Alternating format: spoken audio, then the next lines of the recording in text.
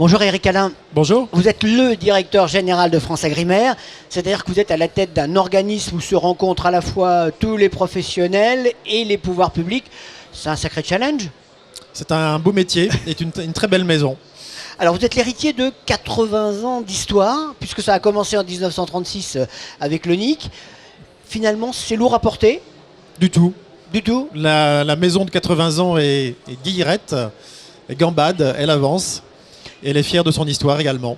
Parce qu'en 80 ans, tout a changé. Hein, on est passé du 19e siècle quasiment au 21e siècle. Là, vous avez raison, énormément de choses ont changé. Alors vous me direz, l'histoire de l'agriculture, c'est 8000 ans d'histoire. Après tout, 80 ans, c'est beaucoup et c'est pas grand-chose en même temps. Mais c'est vrai que l'agriculture a changé, le monde professionnel a changé, l'environnement institutionnel a changé. Et finalement, on est toujours là et on s'est adapté. Oui, on est passé de politique d'intervention à la libéralisation, il y a eu la mondialisation, enfin, tout a véritablement changé. Absolument. Est-ce que l'agriculture reste un secteur d'avenir? Oui, pour moi, c'est un secteur à la fois stratégique. On a un petit peu tendance à oublier puisqu'il est assez facile de remplir son assiette aujourd'hui, peut-être plus facile en effet qu'il y a quelques dizaines d'années. Ça coûte moins cher, c'est plus accessible, on a fait d'énormes progrès également en qualité. Mais il ne faut pas oublier que c'est un secteur qui dépend de beaucoup d'éléments naturels, qui peut être menacé. On voit qu'on vit aujourd'hui dans un monde qui est quand même de plus en plus insécure. Donc ce n'est pas tout à fait un bien et une activité comme les autres. Alors comment vous définiriez les missions de France Agrimaire aujourd'hui? 3 mots, éclairer, orienter, accompagner. Éclairer, ça veut dire que l'établissement a pour vocation de décrire ce qu'est la réalité de l'économie de l'agriculture aujourd'hui. Et c'est important que cela puisse être fait par un établissement public, objectif, non dépendant d'un lobby quel qu'il soit, et de manière à ce que chacun des acteurs concernés par l'évolution de l'agriculture puisse se positionner par rapport à ça et prendre des bonnes décisions. Ça, c'est le éclairer. Le orienter, ça veut dire qu'on le voit aujourd'hui dans un contexte qui est un peu compliqué, tendu. Il faut que les filières, les producteurs, les transformateurs, les industriels se saisissent de leurs projets, définissent leur stratégie. Et donc nous essayons, à travers les réunions que nous organisons au sein de l'établissement, de participer à ce travail d'orientation, définition des stratégies et d'action en fonction des stratégies. Et accompagner parce que dans ce secteur agricole qui est si particulier, nous estimons, et c'est une conviction personnelle forte également, qu'il est nécessaire de ne pas laisser les choses à la main invisible du marché. Et donc l'État, les pouvoirs publics ont à apporter leur contribution à l'évolution de l'agriculture. Alors on va y revenir. France Agrimaire, c'est une vision aussi transversale, c'est-à-dire que vous englobez toutes les filières, c'est plus cohérent?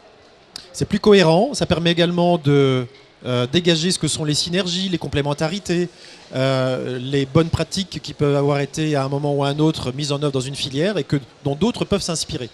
Donc c'est une richesse. Cette rencontre entre les professionnels et les pouvoirs publics, ça doit être un dialogue constructif. Est-ce que ça l'est toujours? Non.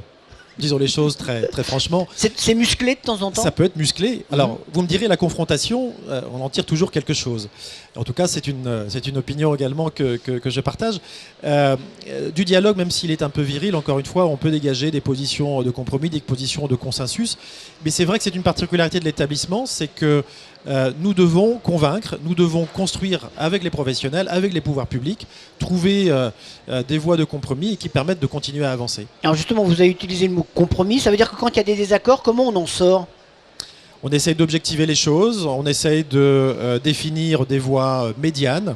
Voilà. Parfois on se donne aussi un petit peu plus de temps, on essaye de décaler un tout petit peu le calendrier lorsqu'on n'est pas dans une situation d'urgence, et fort heureusement on traite aussi de sujets qui sont des sujets de moyen terme. Mais ça veut dire qu'à un moment donné les professionnels sont obligés d'un peu d'oublier leurs propres intérêts pour essayer de penser à l'intérêt général? C'est exact, il faut dépasser, mais ça vaut pour tout le monde, également sans doute pour moi ou des représentants de l'État, l'administration. On vient avec ses idées, c'est normal, on vient parfois avec des postures ou des lignes rouges de négociation, et puis quand on discute, on se rend compte que, peut-être qu'on peut voir les choses en effet un peu différemment.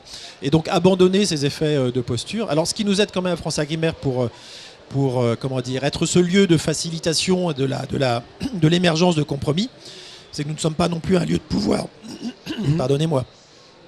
Il n'y a pas un enjeu de pouvoir politique à être dans les instances de France Agrimaire, et ça permet à l'ensemble des participants, je crois, d'être un peu plus en prise directe avec les réalités des choses. Mais alors justement, soyons en prise directe. Il y a des professionnels, il y a les pouvoirs publics, vous les entendez, il y a des missions d'expertise. C'est-à-dire que quand il y a des situations qui s'enveniment, vous ne les voyez pas venir? comme ça s'est passé en Bretagne, comme ça s'est passé, où vous les voyez venir? Alors, on les voit venir parfois, pas toujours, parce qu'il arrive que pour certaines évolutions, certaines filières, les aléas surviennent avec une brutalité qu'on ne peut pas anticiper. Quand vous avez, c'est une particularité, un charme du secteur agricole, quand vous avez vraiment un retournement de conjoncture, une crise économique quelque part, le marché chinois qui se retourne, l'embargo russe, prenons cet exemple, qui pouvait l'anticiper. Entre le moment où il a été en effet déclenché, les conséquences ont été quasi immédiates. Les marchés ont disparu d'un coup d'un seul. Voilà, donc parfois on peut l'anticiper. C'est ce que nous faisons par exemple lorsque nous suivons l'évolution des prix, des cotations. On voit les choses éventuellement lentement se dégrader. On est capable de dire ah attention, on passe en seuil d'alerte. Donc commençons à anticiper la suite. Et quand on est vraiment en crise, eh bien on est prêt. Mais dans d'autres cas, on n'a pas cette facilité. Et quand une situation dégénère, comme elle peut le dégénérer de temps en temps, quel est votre rôle? Alors notre rôle, on est là le bras armé de l'État, du ministère de l'Agriculture. On peut intervenir de différentes façons. D'abord, on essaye évidemment d'intervenir sur les causes. C'est quand même la première des choses que l'on doit faire. Donc quand on a une situation de déséquilibre de marché, essayer de dégager le marché, de faire en sorte que les quantités excédentaires aillent sur les marchés export, par exemple. On peut disposer d'outils, notamment d'outils communautaires en la matière. Si on ne peut pas traiter les causes, ce qui arrive malheureusement parfois, c'est au moins faire en sorte que le ou les secteurs qui sont impactés, c'est d'atténuer les conséquences. Donc ça peut être le versement d'aides de trésorerie de manière à ce que on fasse le gros dos, on passe la crise et qu'après on puisse rebondir. Quand les professionnels vous disent mais on ne lutte pas à armes égales avec les Allemands ou avec d'autres pays parce qu'on n'a pas le même régime fiscal, on n'a pas les mêmes charges, on n'a pas les mêmes normes, est-ce que votre rôle c'est aussi de faire remonter ça au pouvoir public pour leur dire attendez, les revendications elles sont précises et elles sont très très argumentées? Alors on le fait et c'est un point important parce qu'on est dans un monde concurrentiel, évidemment, et de plus en plus concurrentiel, et être compétitif c'est extrêmement important. Et les facteurs de compétitivité, vous en avez pointé quelques-uns, sont divers. Il y a en effet le coût du travail, il y a la qualité des produits, il y a la qualité de la logistique, etc., etc. Et il faut aussi, et ça c'est notre rôle, que nous on ait une appréciation qui soit objective et pondérée de tout ça. On peut en effet pointer du doigt le coût du travail, mais il ne faut pas oublier que dans les facteurs de compétitivité, il y en a d'autres, et d'autres pour lesquels on peut être, nous Français, plus forts que nos compétiteurs. Donc on essaie d'objectiver ces éléments et en effet de les faire partager à la fois au pouvoir public, mais également aux professionnels eux-mêmes en leur tendant quelque part le miroir de ce que sont les forces et faiblesses des filières. Parce que quand les producteurs dénoncent par exemple les normes, Bruxelles et la communauté européenne est là pour l'ensemble des pays, mais oui, nous on a tendance à surprotéger ou survaloriser les normes. Pourquoi? Alors c'est ce que l'on dit, il faut regarder les choses précisément. Ce qui vient de Bruxelles n'est pas toujours applicable exactement en l'état. Et pour le coup, un certain nombre de normes ou de dispositifs sont négociés avec les professionnels. Donc il faut qu'on balaye collectivement devant notre porte. Si nous sommes parfois trop compliqués, on parle de l'odeur administrative, et c'est vrai. Et c'est vrai, un certain nombre de dispositifs qu'on met en œuvre à France Agrimer pourraient être plus simples. Mais il faut qu'on arrive collectivement à simplifier ces éléments-là. Ce n'est pas juste, ce que je veux dire, c'est que ce n'est pas juste l'affaire de Bruxelles ou l'affaire de Paris, c'est un travail collectif. Alors en revanche, il y a un chiffre qui est objectif, c'est qu'on était à la 2e place pour l'exportation des produits agricoles dans le monde, on est à la 5e. Ça veut dire qu'on a régressé. C'est exact. On a régressé. Collectivement, on est moins bon probablement qu'un certain nombre de nos compétiteurs. Je pense qu'on n'a pas régressé dans l'absolu, mais que d'autres ont progressé plus vite que nous. Ils ont su mieux s'organiser, ils ont su mieux adapter leurs produits à la demande que nous ne l'avons fait. Il faut retrousser nos manches. On a des atouts, on a une tradition extrêmement forte, on a des acteurs agricoles, agroalimentaires, que ce soit les producteurs ou les transformateurs qui sont très bien formés. On a des secteurs qui sont innovants et on travaille sur les sujets de l'innovation. Il faut redoubler d'efforts. Le monde, encore une fois, est de plus en plus compétitif. Comment vous envisagez l'avenir de France Agrimer ?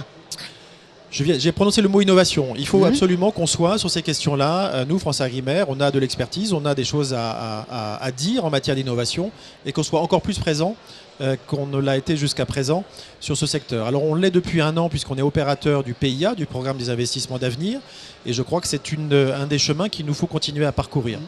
Il faut également, deuxième clé pour l'avenir, et donc je suis persuadé que dans 10 ans ou dans 20 ans, France Agrimer continuera à s'en occuper, c'est tout ce que nous faisons autour de l'expertise et la connaissance des marchés.